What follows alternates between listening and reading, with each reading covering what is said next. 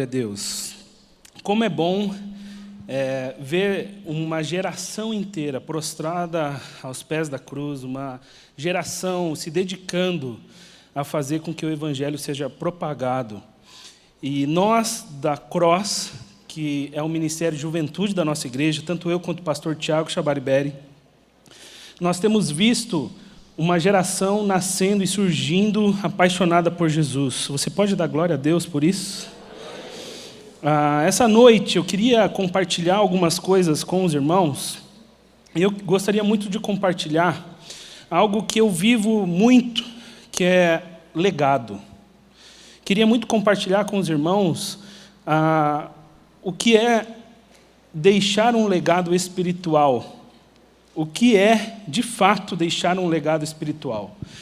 Sabe, quando eu começo a olhar para a nossa geração Y, quando eu olho para a geração Z, a geração Alfa, e todas as outras gerações que estão surgindo, eu vejo alguns desafios, e eu vejo como as coisas estão mudando. Eu não sei se você já parou para pensar nisso, mas você já reparou como as coisas mudaram de 10 anos para trás, como está hoje? Você já fez essa análise? Alguém aqui já fez? Fazer uma análise, só olhar como o mundo mudou. Eu não sei, hoje de manhã, eu estava conversando com um casal, e a gente começou a compartilhar algo, e esse casal, a gente conversando, eu falei para eles, como é diferente. Eu lembro, eu tenho as memórias das histórias que os meus pais contavam quando eles eram adolescentes. Eu adorava ouvir as histórias das traquinagens do meu pai. Eu adorava quando ele e meu tio sentavam e começavam a contar todas as vezes que eles foram pegos pela minha avó. Só que toda a memória que eu tenho é do meu pai e da minha mãe contando isso, né? Mas eu comecei a pensar, essa nova geração, por exemplo, Deus ainda não deu filhos para mim e para a Julie, mas quando eles vierem ao mundo e eles forem adolescentes, vai ser muito mais fácil eles olharem o meu Facebook, que o pai deles tem Facebook, né? E eles vão ver a linha do tempo, todos os posts que eu fiz quando eu era adolescente. Eles vão ver todos os vídeos que eu subi quando eu era um adolescente, porque eu já estou subindo vídeo já faz tempo, desde a época do Orkut. Alguém aqui é da geração Orkut? Olhe só como as coisas estão mudando. Eu fico pensando, e eu estava orando, e eu comecei a pensar no Evangelho de Jesus, e eu comecei a pensar como se fosse uma linha do tempo. Uma linha do tempo que deu partida, que começou. Vamos pensar no cristianismo mesmo, a partir da cruz de Jesus ali. Foi lançado, começou uma linha do tempo para dar continuidade ao Evangelho de Jesus. Ok? Jesus veio, morreu, ressuscitou, deixou orientações para nós, e ali, startou uma linha do tempo. E nós estamos caminhando nessa linha do tempo. Nós estamos em 2019. E um instituto de pesquisa fez uma pesquisa mais ampla e ela chegou a um número de 2,8 bilhões de cristãos. É bastante gente, né? É muita gente. Mas a pergunta que eu quero que você, por um instante, reflita é a seguinte. Se a continuidade do cristianismo dependesse do seu empenho atual, do que você tem feito hoje, pelo Evangelho, em quantos nós seríamos? Pelo teu estilo de vida missional hoje, pelo teu estilo de vida hoje, as pessoas que você tem falado de Jesus, se dependesse de você, exclusivamente de você, em quantos nós seríamos? Nós seríamos os 2,8 bilhões se dependesse exclusivamente de você. Porque quando a gente lê a palavra de Deus, a grande comissão foi dada primeiramente aos 11 discípulos. E sabe o que aconteceu com esses caras? Quando eles receberam aquela missão, eles saíram desesperadamente. Eles saíram, eu preciso propagar o evangelho de Jesus. Mas a minha pergunta é, se dependesse de você, do que você tem feito hoje, da forma como você chegou nessa igreja, você tem se empenhado de maneira frenética a falar de Jesus, a partilhar do evangelho de Jesus, ou, se dependesse de você, nós talvez seríamos 50 mil, ou nem isso, ou a gente não existisse mais. Sabe o que é mais doido? Eu estava viajando com a Julie e a gente conseguiu um encontro com o pastor Helder, e ele é pastor lá em Granada, na Espanha. E nós estamos indo para uma viagem missionária para lá. E eu vi várias pessoas já me questionando, mas por que ir para a Europa? Por que falar de Jesus na Europa? Vão para Moçambique. Lá eles precisam tanto, e realmente precisam. Assim como precisam aqui também. Mas Deus tem nos levado a fazer uma viagem missionária para a Europa. E sabe, o pastor Helder me disse algo, pastor Silvado, que mexeu com o meu coração. Ele falou assim, a cidade de Granada, na Espanha, na qual eu tenho a minha igreja, é uma das cidades mais universitárias da Espanha.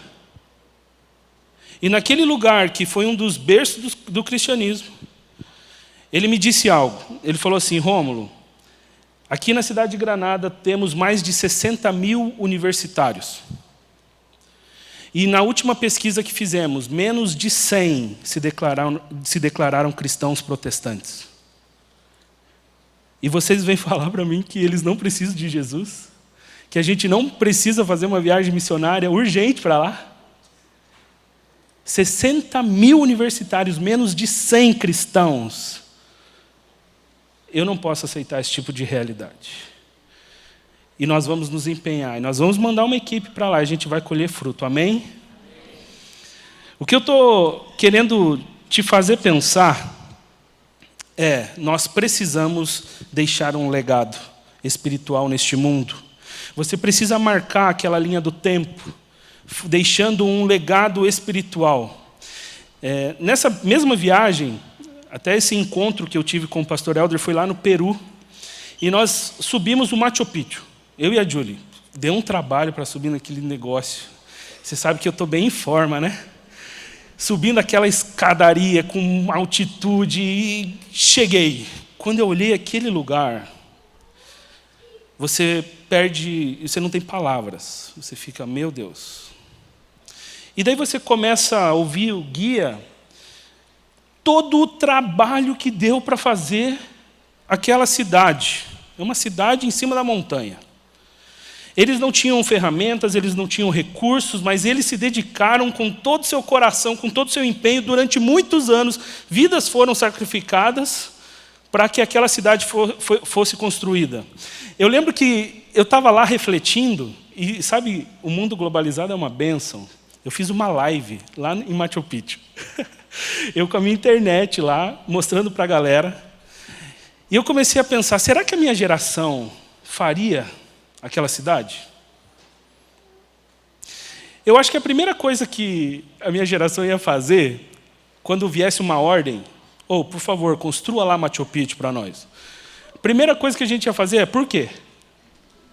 Mas por que eu vou fazer? Não, porque a gente precisa de uma cidade em cima da montanha. Não, mas faz mais fácil aqui, ué. Para que tem que ser em cima da montanha?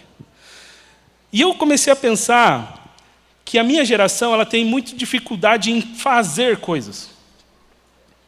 A dificuldade é tanta que a gente simplesmente critica e não faz. Não sei se vocês conhecem jovens e adolescentes assim, mas a minha geração tem um pouco de dificuldade em fazer. A gente é meio preguiçoso, sabe? Porém, eu vejo que existe também uma responsabilidade da geração que me antecede, de me ensinar princípios e me ensinar valores fundamentais, para que a gente possa fazer. Sabe que a nossa igreja esse ano está completando 60 anos. Você sabia disso? 60 anos. Você sabe que para a gente estar aqui, para você estar aqui, pessoas se moveram, pessoas fizeram, pessoas deixaram um legado.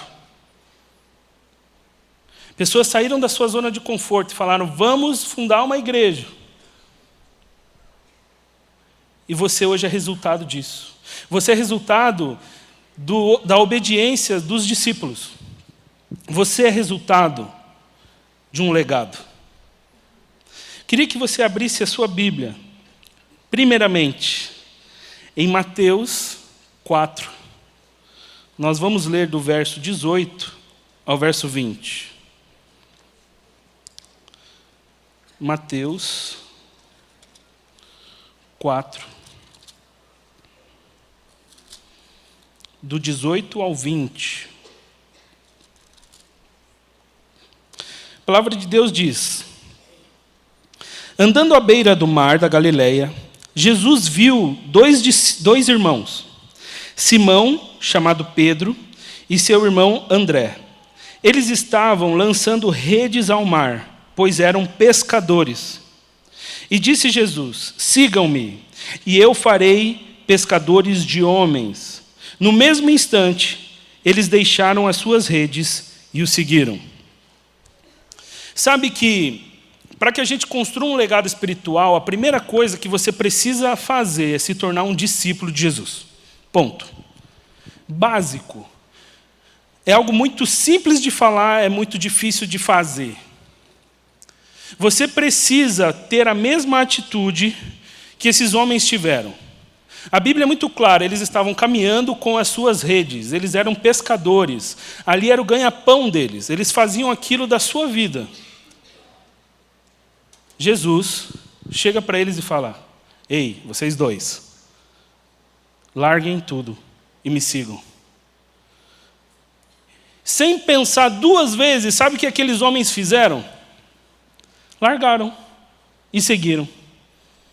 Naquele momento, veja, não foi só dizer, foi fazer, eles realmente largaram. Quando eles tomaram a decisão de largar, foi nesse momento que Jesus falou, a partir de agora, vocês são pescadores de homens.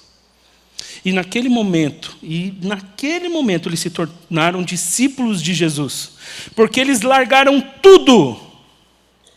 Eles largaram o seu ganha-pão. Imagine agora, Jesus chegando para você e fale, largue sua profissão agora. Pegue o seu diploma de medicina e vem me seguir. Como eu disse, é simples no falar, é muito difícil no fazer. Mas se você não consagrar a sua profissão, se você não consagrar tudo que você tem, falar assim, Deus é seu. Se você não tomar essa decisão na sua vida, você não é um discípulo de Jesus, me desculpe. Sabe, um dos maiores desafios que nós temos com as gerações hoje, são não eles largarem tudo que eles têm, sabe por quê? Eles não têm muito. Um adolescente tem bem pouco, na realidade. Mas muitas vezes eles têm um sonho que é aplicado pelos seus pais. Os seus pais vêm e falam, você vai ser isso, você vai fazer aquilo.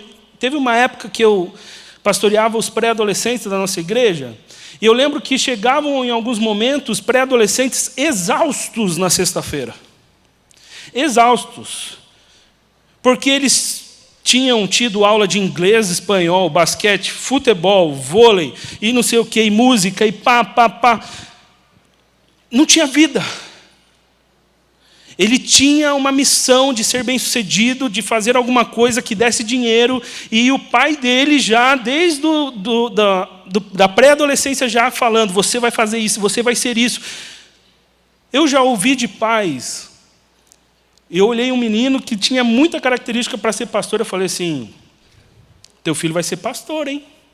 Ele olhou para mim e falou assim, não, meu filho vai ser engenheiro, já está acertado já. Eu falei, pastor Silvado é engenheiro. Ah, se lascou. Muitas vezes, os pais, na ânsia e no desejo de fazer os seus filhos terem uma boa vida, imprimem algo neles que não é para ser, não é a vontade de Deus para a vida dos seus filhos. Com 4 anos de idade, eu fui chamado na diretoria. 5 anos. Pensa, 5 anos de idade, pré-2. Minha mãe foi chamada pela diretora. Minha mãe foi lá e o que está acontecendo, né? Já começou, o menino mal começou a vida escolar, já estou aqui. E minha mãe se surpreendeu, porque a professora estava lá com a diretora e falou assim, o Rômulo só fala de Jesus para a galera. O Rômulo só fala de Jesus. Sabe, quando eu paro para pensar nessa história, eu só estava replicando o que eu estava vivendo dentro da minha casa. Os meus pais viviam Jesus, os meus pais falavam de Jesus. Era engraçado, meu pai e minha mãe, toda noite, eles iam orar comigo. Isso foi até o dia do meu casamento. Era tão engraçado que virou um modus operandi da minha família. E às vezes eu estava marmanjo, 18 anos na cara, deitado na minha cama, eu chamava, pai, é teu dia de orar. Porque eles revezavam, porque né, um dia era o pai, um dia era a mãe. Os meus pais se dedicaram muito para deixar um legado para mim. Os meus pais me ensinaram que eu deveria, no momento que fosse chamado por Jesus, largar tudo. E foi o que eu fiz. E só colho bênçãos por isso. Talvez você hoje esteja vivendo uma grande dificuldade em largar suas redes. Ontem eu falei sobre isso com os jovens. Talvez você esteja preso a redes que você não quer largar. Enquanto você não largar, você não se torna discípulo de Jesus. E se você não é discípulo, existem bênçãos separadas para discípulos. Existem vários momentos aqui na Bíblia onde Jesus só se expressa a discípulos. Ele não fala com a multidão. Existem palavras que ele fala para a multidão, mas existem palavras específicas para os discípulos. E isso só vem para você a partir do momento que você se torna um. Eu queria que você abrisse a sua Bíblia um pouquinho mais para frente, porque a gente vai ver uma dessas fases onde Jesus só fala para discípulos, e está lá em Mateus 28. Mateus 28. Nós vamos ler a partir do verso 16 até o 19. É um texto extremamente famoso, chamado de A Grande Comissão.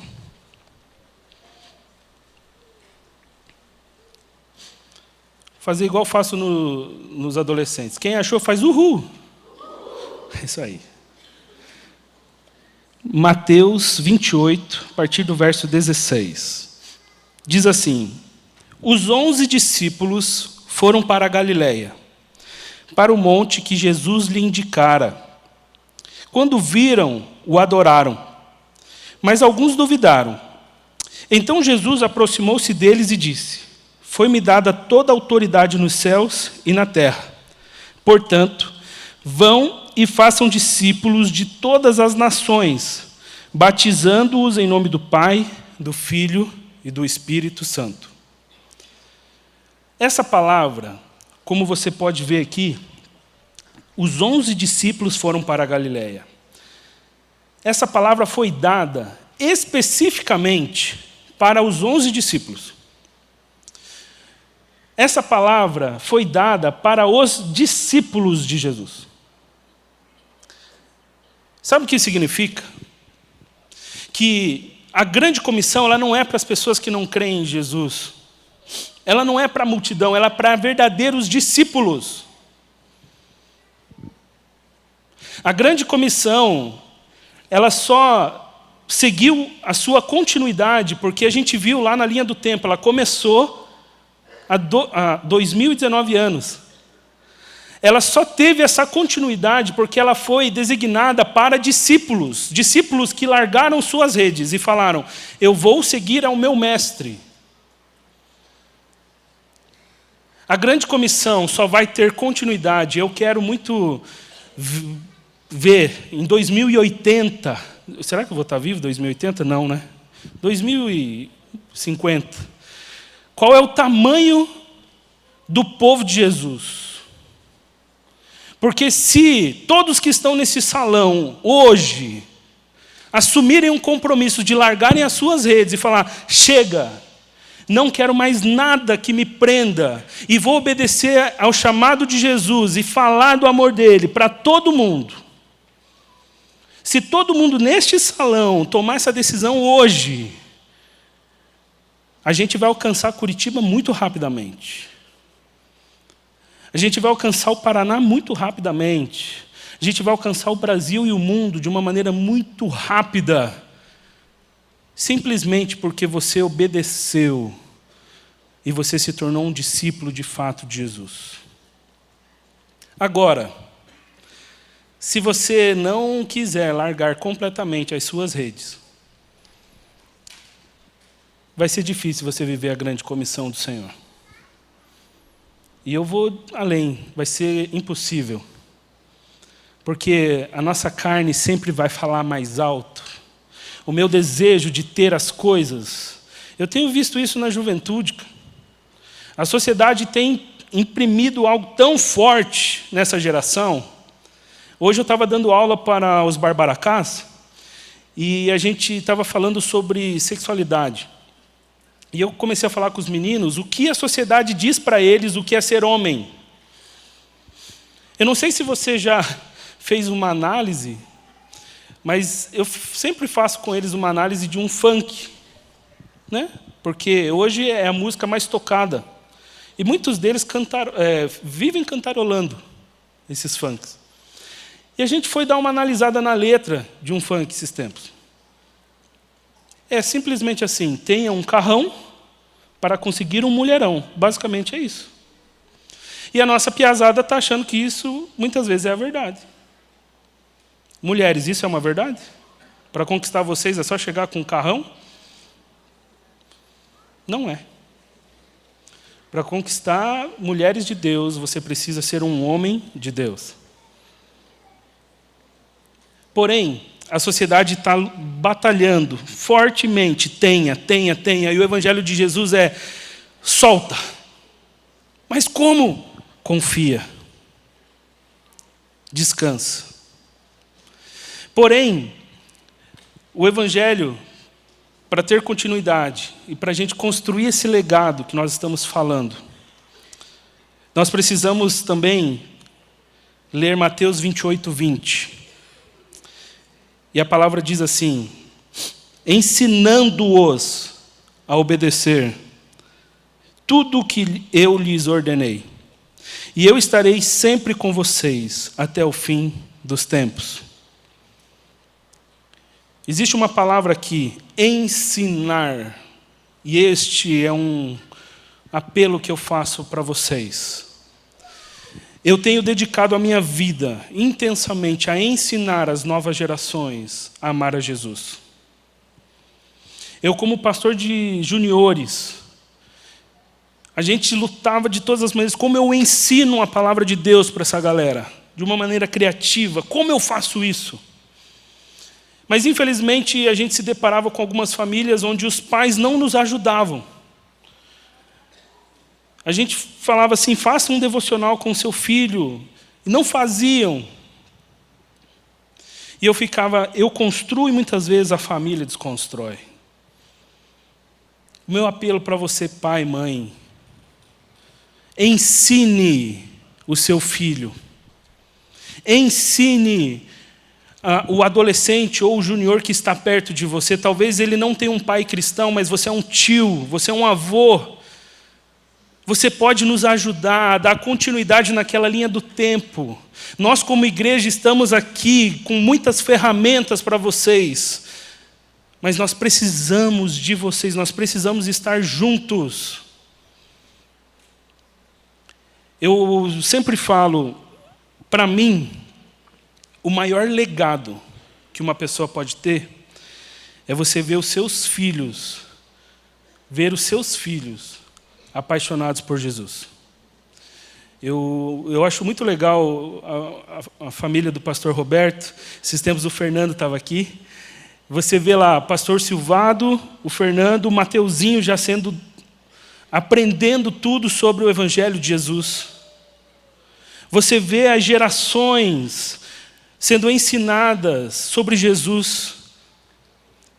Eu sempre conto uma história que eu conheço o casal mais rico do mundo. E esse casal mais rico do mundo é meu pai e minha mãe. Eles não têm uma casa legal, eles têm um carro legalzinho ali e tal. Eles não têm grandes fortunas, não vão deixar uma herança financeira para mim e para minha irmã, infelizmente mesmo. Mas sabe, o meu pai e a minha mãe, eles têm o privilégio de ver os seus filhos servindo a Jesus de todo o coração. Meu pai e minha mãe têm o privilégio de ver os seus filhos casados. Agora tem a Majuzinha, minha sobrinha, já lendo a Bíblia. Minha irmã já lê a Bíblia para ela desde criancinha. Ela está com 9 meses, né, meu bem? Para mim, isso é ser bem-sucedido. Meu pai, sim, tem filhos espirituais. Meu pai tem um grande legado espiritual. Mas ele tem uma família que é apaixonada por Jesus. Esse é o maior legado que você pode ter nessa vida.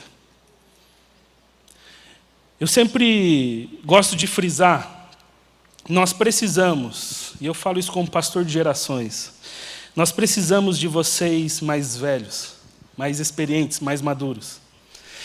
Nós precisamos, porque vocês precisam ensinar a gente. Vocês precisam ensinar a gente a ser apaixonados por Jesus. Se dedique. Talvez você não tenha tanto tempo, mas você vai investir. Como eu disse, nós temos viagem missionária. Nós temos acampamentos. Talvez é um momento como esse, onde o coração daquele jovem, adolescente, criança, que está perto de você, naquele momento onde ele vai aceitar a Jesus como Salvador da sua vida. Ensine as novas gerações e construa um legado espiritual. Isso é cumprir a grande comissão de Jesus. É você se tornar um discípulo, largar as redes, conquistar a grande comissão como algo para a sua vida e falar, eu vou dar continuidade para isso. Porque um dia, infelizmente, você não vai estar entre nós. Eu não estarei mais aqui um dia. Espero muito em breve estar no céu com Jesus. Amém? Mas se ele não voltar, as novas gerações precisam dar continuidade, falar de Jesus. Precisam fazer com que aquela linha do tempo continue. E a minha pergunta, o que você tem feito para isso acontecer? Para finalizar, nessa viagem que nós fizemos, eu e a Júlia, a gente teve o privilégio de conhecer uma árvore que eu nunca tinha visto, que é a sequoia gigante.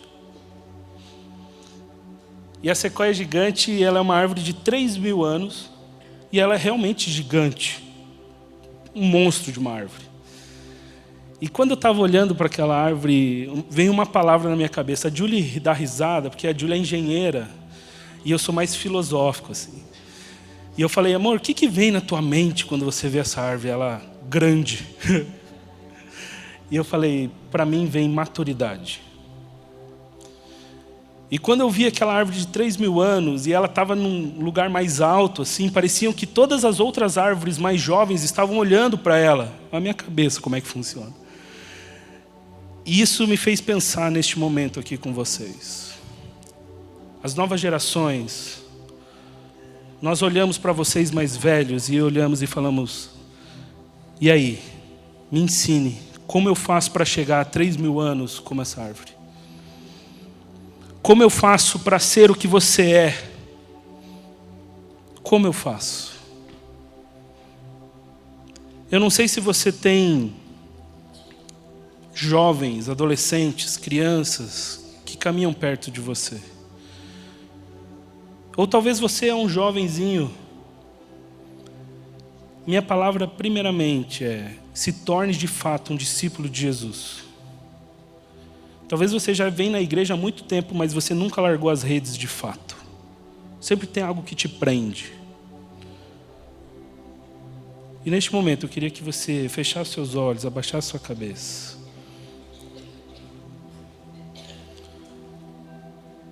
Eu não sei se tem algo que te prende a ser um verdadeiro discípulo de Jesus.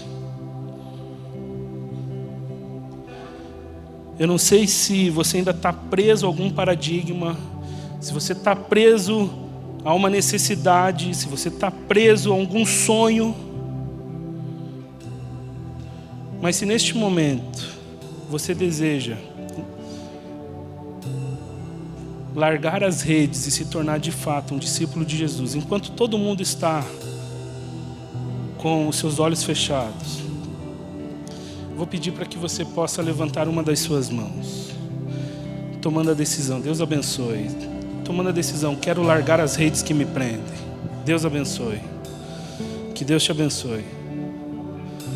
Que Deus te abençoe. Que Deus te abençoe. Se hoje você quer largar completamente, Deus abençoe você lá atrás. Que Deus te abençoe. Deus te abençoe. Se hoje você quer abandonar completamente as redes que te prendem, talvez uma ansiedade, uma doença talvez, que o diabo tem falado que é uma verdade na sua vida, mas é uma mentira. Se você quer largar essas redes, levante uma das suas mãos, a gente quer orar por você. Que Deus te abençoe, que Deus te abençoe. Que Deus te abençoe. Enquanto a banda começa a cantar uma canção, eu vou pedir para que você fique de pé, em espírito de oração, e comece a falar com Jesus.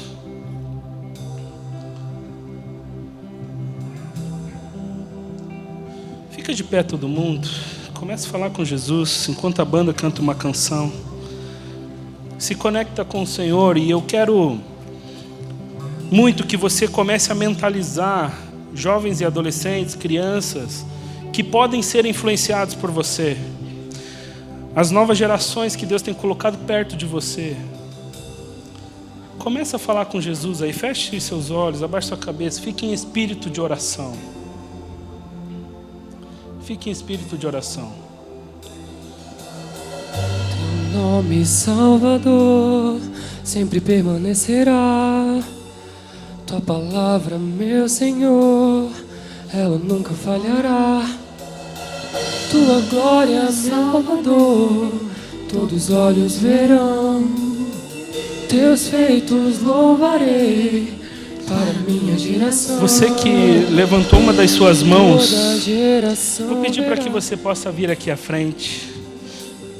A gente quer te conhecer, a gente quer orar com você. Se você hoje tomou a decisão e levantou uma das suas mãos e falou assim: eu quero largar as redes, nós queremos orar pela sua vida.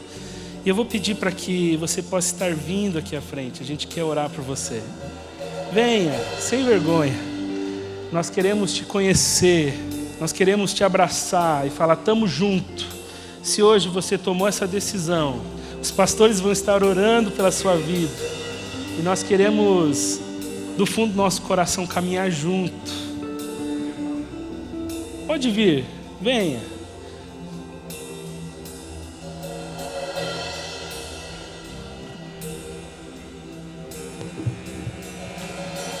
Teu nome, Salvador, sempre permanecerá.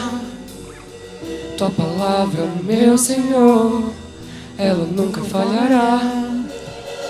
Tua glória, Salvador, todos os olhos verão.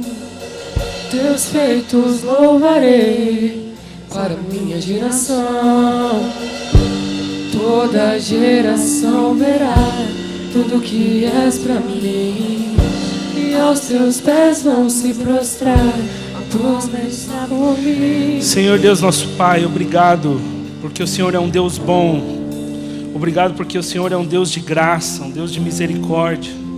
Deus, nós temos vidas aqui que estão tomando uma decisão muito clara, a decisão de largar as redes, a decisão de abandonar tudo aquilo que se prende, a decisão de se tornar de fato discípulos de Jesus. Eu quero agradecer, porque hoje pessoas estão deixando de ser multidão, estão se tornando discípulos de fato de Jesus.